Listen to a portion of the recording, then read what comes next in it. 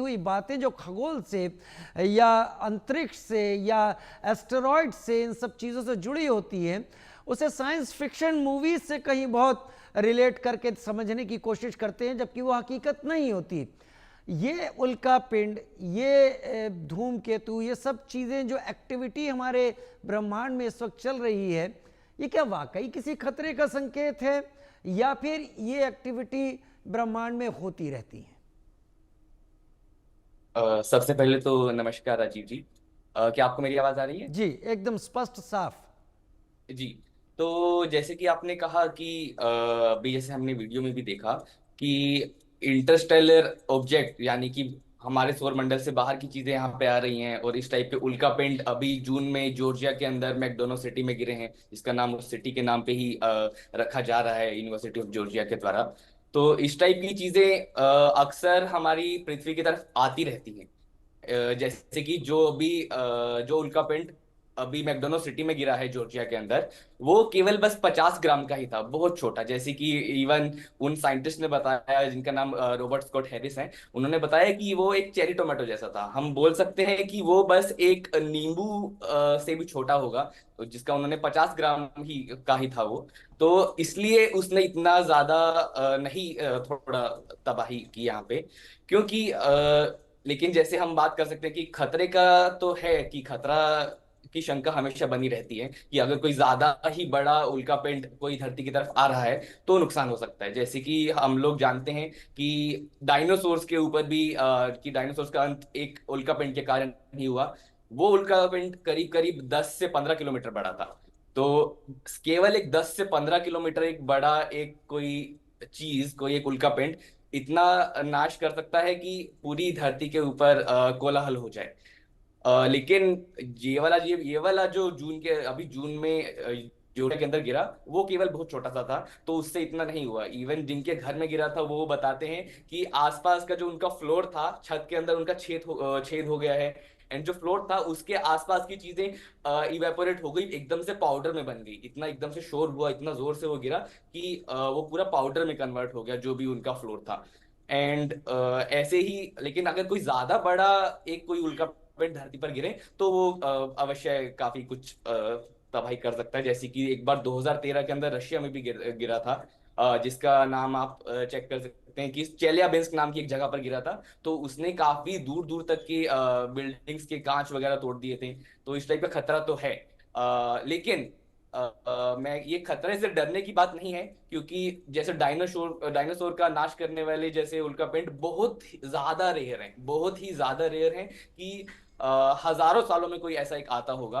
But अब उससे भी हमें डरने की जरूरत नहीं है, क्योंकि 2022 में ही हाल ही में नासा ने एक डार्ट मिशन जारी किया है। उन्होंने इसका सक्सेसफुल परीक्षण भी किया था डार्ट मिशन का। तो उसके अंदर उन्होंने क्या किया है, एक सैटेलाइट डार्ट मिशन की उन्होंने ऐसे ही एक एस्टेरॉइड के ऊपर जो स्पेस के अंदर जा रहा था, हमारे सौर मंडल के अंदर जा रहा था, उसके ऊपर उन्होंने उस सैटेलाइट को भेजा।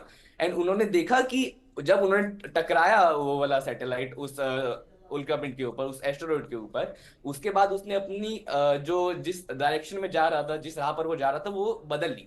तो अभी हमारे पास 2022 के बाद इस डार्ट मिशन के सक्सेसफुल परीक्षण के बाद अभी हमारे पास एक डिफेंस मैकेनिज्म, एक बचाव की टेक्निक है, जिससे हम कभी भी अगर कुछ ऐसा एक ऑब्जेक्ट हमारी तरफ आ रहा हम्म। होता है तो हम उससे सक्सेसफुली बच सकते हैं। तो इतना डरने की कोई भी बात नहीं है ये वाली।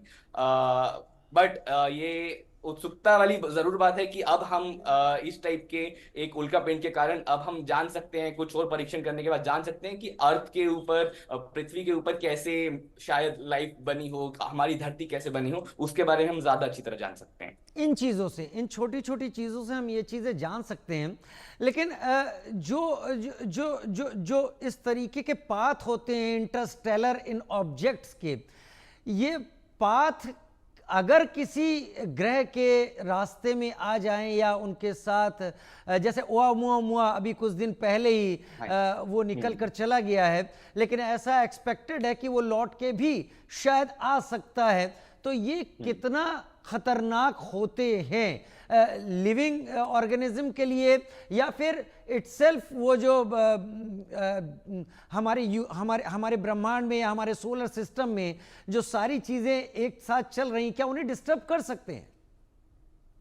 जी राजीव जी, इससे खतरा हमें बिल्कुल भी नहीं है। जैसे हम सभी जानते हैं कि हमारी धरती भी सूरज के चारों तरफ घूम रही है, एंड ये एक चक्कर करीब करीब 365 दिन में पूरा कर लेती है। तो ऐसे ही जो भी चीजें हमारे सूर्य के चारों तरफ घूम रही हैं, उनका कोई ना कोई पीरियड होता है, कोई ना कोई टाइम होता है जितने समय के अंदर ये एक पूरा चक्कर कंप्लीट करती हैं। एंड ऐसे ही जैसे ओमुआमुआ की आपने बात की, एंड जो अभी जॉर्जिया में गिरा वो तो चलिए एक उल्कापिंड था, बट जो अभी 3I एटलस आ रहा है, ये इस टाइप के जो इसको हम अंतरिक्ष के पत्थर बोल सकते हैं, इस टाइप के जो पत्थर होते हैं जो हमारे सौर मंडल के अंदर हैं, ये एक पीरियड पर घूमते रहते हैं सूर्य के चारों तरफ ही, जैसे कि हमारी धरती और बाकी ग्रह घूमते हैं। ऐसे ही तो ये भी घूम रहे हैं, तो ये बार बार आते रहेंगे और घूमते रहेंगे सूर्य की तरफ। बस जैसे कि हमारी धरती एक साल के अंदर चक्कर कंप्लीट करती है, कुछ इस टाइप के जो अंतरिक्ष के पत्थर हैं, वो कुछ तो करीब करीब 200 400 इवन 500 साल से भी ज्यादा बार में एक चक्कर लगाते हैं, उससे भी ज्यादा हो सकता है। तो हमें डरने की बिल्कुल जरूरत नहीं है अभी इससे, क्योंकि ये वाला अभी देखते हैं, अभी जो हमारे वैज्ञानिक हैं और पता लगाने का ट्राई कर रहे हैं, कोशिश कर रहे हैं कि अगली बार इस टाइप के जो भी पत्थर वगैरह आएंगे वो फिर से आएंगे। जैसे ओमुआ की आपने बात की, 2019 में हमारे ये एक इंटरस्टेलर ऑब्जेक्ट है, हमारे सौरमंडल से बाहर का एक ऑब्जेक्ट है जो कि हमारे सौरमंडल के अंदर आया है, एंड क्या पता फिर से भी आ सकता है। इसके ऊपर वैज्ञानिक और खोज भी कर रहे हैं, इसको स्टडी कर रहे हैं काफी अच्छी तकनीक यूज करके।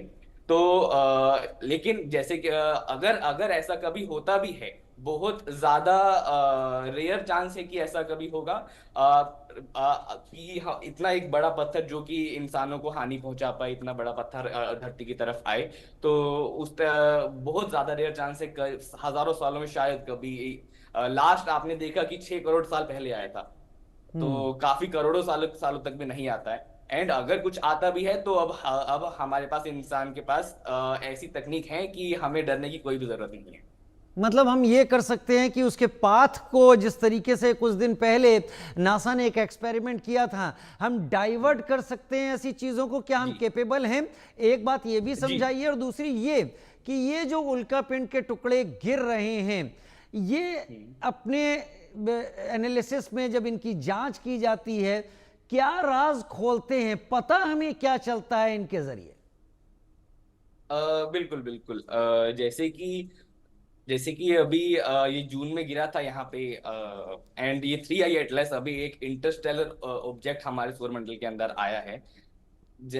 एंड जो ये मैकडोनो सिटी के नाम पे जो अभी जून में गिरा जॉर्जिया के अंदर, अगर हम उसकी अलग से बात करें, तो ये, क्योंकि हम जान रहे हैं अभी जो वैज्ञानिक हैं रॉबर्ट स्कॉट हैरिस और उनकी जो टीम है जिन्होंने इसकी स्टडी की है, उनको 50 ग्राम का कुछ टुकड़े मिले थे इस उल्कापिंड के, एंड उसमें से भी वो अभी केवल 23 ग्राम के ऊपर ही वो लोग अपने प्रयोग कर पाए हैं। एंड उस 23 ग्राम में से वो ये बता पाए हैं कि ये वाला उल्कापिंड हमारी धरती की उम्र से भी 2 करोड़ साल पहले का है।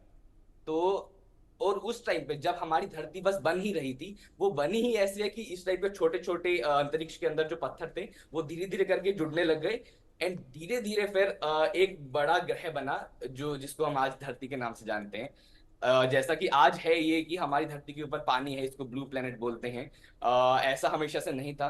तो इसलिए हमारे लिए जानना बहुत जरूरी है कि जब धरती बन रही थी उस टाइम पे कैसा माहौल रहा होगा हमारे सोलर सिस्टम के अंदर, हमारे सौर मंडल के अंदर। एंड अगर हम वो जान लेते हैं इन पत्थरों को पढ़ने के बाद, इन पत्थरों के ऊपर प्रयोग करने के बाद, जो कि हमारे साइंटिस्ट कर रहे हैं, वैज्ञानिक कर रहे हैं, तो हम ये जान पाएंगे कि शायद हमारी धरती पर लाइफ, जो जीवन है, वो कैसे शुरू हुआ, कैसे आया, वो कैसे आगे बढ़ा, ये भी पता चल सकता है। लेकिन एक नई वैज्ञानिक स्टडी पूरी दुनिया को भी चौंका चुकी है, और इस रिपोर्ट के मुताबिक हम आपके सामने जो बात रख रहे हैं कि इस नई वैज्ञानिक स्टडी ने दुनिया को चौंकाया। एक रहस्यमयी एलियन की भी बात हुई इसमें कि एक स्पेसक्राफ्ट पृथ्वी की ओर बढ़ रहा है।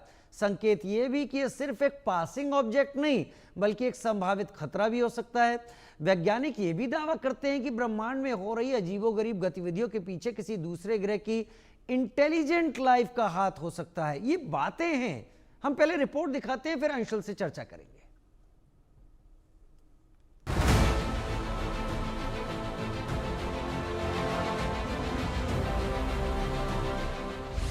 एलियन को लेकर आई नई स्टडी के आते धरती पर मची खलबली।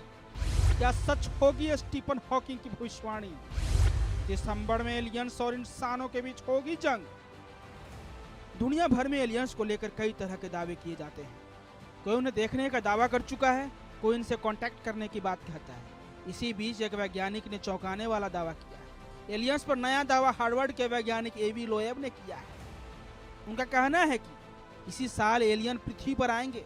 दिसंबर में पृथ्वी के पास से गुजरने वाली एक रहस्यमयी वस्तु एक शत्रुतापूर्ण यूएफओ हो सकती है। आसान भाषा में कहे तो इस यूएफओ में एलियन भी हो सकते हैं जो इंसानों से लड़ाई लड़ेंगे। दिसंबर में धरती के करीब से गुजरने वाली इस वस्तु को 3I एटलस नाम दिया गया है। 3I एटलस अंतरिक्ष में 2,10,000 किलोमीटर प्रति घंटा की रफ्तार से दौड़ रही है और 17 दिसंबर को यह वस्तु धरती के सबसे करीब से होकर गुजरेगी। कुछ वैज्ञानिक इसे सामान्य धूमकेतु मानते हैं। लोएब का तर्क है कि इसके स्पीड और असामान्य रास्ता यह बताता है कि किसी आर्टिफिशियल तरीके से बनाई गई है। लोएब का मानना है कि ऐसे यान और इसे कंट्रोल करने वाले प्रणाली हमारे सौर मंडल में 2 वजहों से आ सकते हैं, या तो हानि रहित तरीके से या फिर शत्रुतापूर्ण तरीके से। उन्होंने इसे इंटेलिजेंस ट्रैप यानी बुद्धि का जाल कहा है। इस दावे को सीरियस इसलिए भी लिया जा रहा है कि हाल ही में 3I एटलस नाम की एक रहस्यमयी चीज अंतरिक्ष में खोजी गई है। 3I एटलस नाम का यह ऑब्जेक्ट तेजी से धरती की ओर आ रहा है।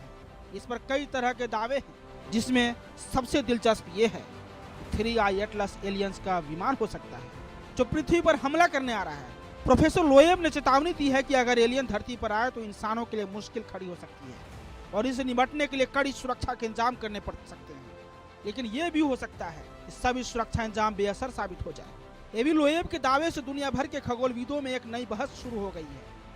एवी लोएब मौजूदा समय में खगोल भौतिकी के प्रसिद्ध और विवादास्पद विशेषज्ञों में से एक हैं। वे हार्वर्ड विश्वविद्यालय में प्रोफेसर और Harvard Smithsonian centre for astrophysics संस्थान के निदेशक हैं। लोएब गैलीलियो प्रोजेक्ट का भी नेतृत्व करते हैं, तो पृथ्वी के करीब सुपर नेचुरल टेक्नोलॉजी के साइंटिफिक एविडेंस की खोज करते हैं। इजराइल में जन्मे लोएब ने 24 साल की उम्र में यरूशलेम के हिब्रू विश्वविद्यालय से भौतिकी में PhD की थी। एलियंस के धरती पर आने के दावे के बाद प्रसिद्ध ब्रिटिश भौतिक वैज्ञानिक स्टीफन हॉकिंग की चेतावनी भी चर्चा में है। आज से लगभग 21 साल पहले 2004 में एलियन को लेकर एक चेतावनी देते हुए हॉकिंग ने कहा था कि एलियन से संपर्क करना मानव जीवन के लिए खतरा हो सकता है। एलियन जीवन के साथ संपर्क करना मानव जाति के लिए विनाशकारी साबित हो सकता है। उनका मानना था कि दूसरे ग्रहों की खोज कर धरती पर घातक आक्रमण होगा, ठीक उसी तरह जैसे अतीत में पृथ्वी पर संस्कृतियों ने कम उन्नत सभ्यताओं को मिटा दिया। हॉकिंग ने चेतावनी देते हुए साल 2004 में कहा था, उन्नत जातियों का आदिम लोगों से मिलने का इतिहास बहुत सुखद नहीं रहा है। वे एक ही प्रजाति के थे, फिर उन्होंने कम विकसित सभ्यता को नष्ट कर दिया। मुझे लगता है कि एलियन के मामले में हमें अपना सिर नीचा रखना चाहिए। हॉकिंग की यह चेतावनी हमें बताती है कि एलियन से कांटेक्ट करना फायदे से ज्यादा नुकसान पहुंचा सकता है। भले ही कुछ वैज्ञानिक एलियन से कांटेक्ट करने के कई फायदे बताते हैं, लेकिन हॉकिंग और उनके विचारों को सपोर्ट करने वाले कई वैज्ञानिक इस बात पर जोर देते हैं कि धरती पर इंसानों की मौजूदगी को दूसरी दुनिया से प्रसारित करना एक रणनीतिक गलती हो सकती है। Bureau report, India news. Anshul Vivek मेरे साथ जुड़े हुए हैं, हमारे खगोल शास्त्री इस वक्त हमारे साथ। अंशुल, हम सारी चीज़ों को किनारे रखते हैं, ये हमेशा से चर्चा का विषय रहा ज़रूर है कि क्या हमारे सौर मंडल के बाहर, अब थोड़ा बहुत तो मैं भी जान गया हूँ, हम मिल्की वे में हैं, हमसे हमारे सबसे नज़दीक एंड्रोमेडा है, और दूसरी बात करें प्रॉक्सिमा सेंटोरी है, ये कई चीज़ें हैं यहाँ पर। क्या कोई ऐसी इंटेलिजेंट और कोई सभ्यता हो सकती है? अगर हम हो सकते हैं तो कोई दूसरी क्यों नहीं हो सकती, और क्या वो हम पर असर डाल सकती है? राजीव जी, एक आपने काफी अच्छा प्रश्न पूछा है, क्योंकि इस फील्ड के पीछे इस तरफ की क्या क्या कोई बाहर, हमारी धरती से बाहर कोई जीवन हो सकता है, उसकी खोज में असल में काफी वैज्ञानिक सच में लगे हुए हैं, जिसको हम इसका टर्म है जिसको हम सेटी बोलते हैं, SETI, जिसका मतलब है search for extra terrestrial intelligence. And ये एक असल फील्ड है जिसके अंदर लोग रिसर्च करते हैं क्योंकि इसके अंदर जैसे अभी प्रोफेसर लोहेब का भी नाम लिया, वो भी इनमें से एक SETI के ही फील्ड में एक प्रोफेसर हैं जो कि काम कर रहे हैं। पर जैसे कि ये आशंका हो रही है कि एलियंस हमारे लिए हानिकारक हो सकते हैं, तो अब तक हमारे सौर मंडल के भी और सौर मंडल के आसपास हमारी पूरी मिल्की वे गैलेक्सी के अंदर अभी तक हमें इसके एविडेंसेस नहीं मिले हैं, इसके प्रमाण नहीं मिले हैं कि कोई टेरेस्ट्रियल लाइफ, कोई इंटेलिजेंट लाइफ, कोई एक इंटेलिजेंट जीवन हमारी धरती से बाहर कहीं हो।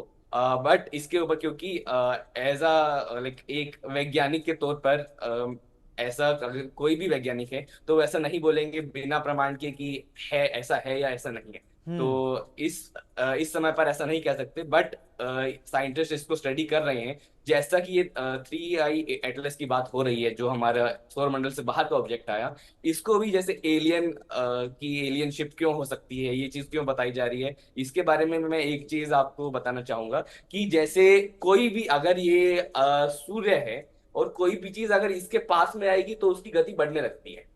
ऐसे ही इसी तकनीक को हमारे साइंटिस्ट भी यूज करते हैं, जैसे कि इवन चंद्रयान को भेजने में चांद के स्लिंगशॉट। पास में इस टाइप की इस टाइप की तकनीकें यूज की जाती हैं।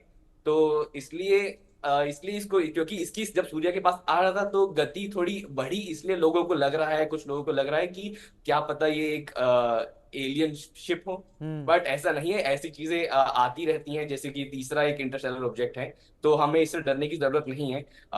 But scientist as a scientist इसके ऊपर काम चल रहा है इसको, क्योंकि सबसे पहले वैज्ञानिक ही बहुत ज्यादा उत्सुक होते हैं कि इसको जल्दी से जल्दी अगर कुछ जीवन हो तो हमें पता लगे। तो हम सभी वैज्ञानिक, पूरे दुनिया के वैज्ञानिक इसके ऊपर कोशिश कर रहे हैं अगर कुछ ऐसा होता है तो। अभी तक ऐसा कोई हमें ठोस प्रमाण नहीं मिला है जिससे हम बता पाए कि बाहर, धरती से बाहर जीवन है हमारे पूरी मिल्की वे गैलेक्सी के अंदर। वाकई अंशुल विवेक, सवाल बहुत सारे हैं और अंतरिक्ष अपने आप में सवालों का खजाना है।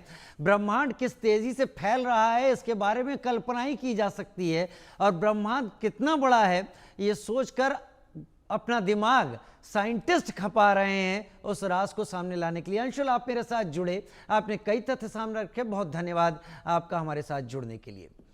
इसी के साथ एक छोटा सा ब्रेक, जल्द हाजिर होते हैं।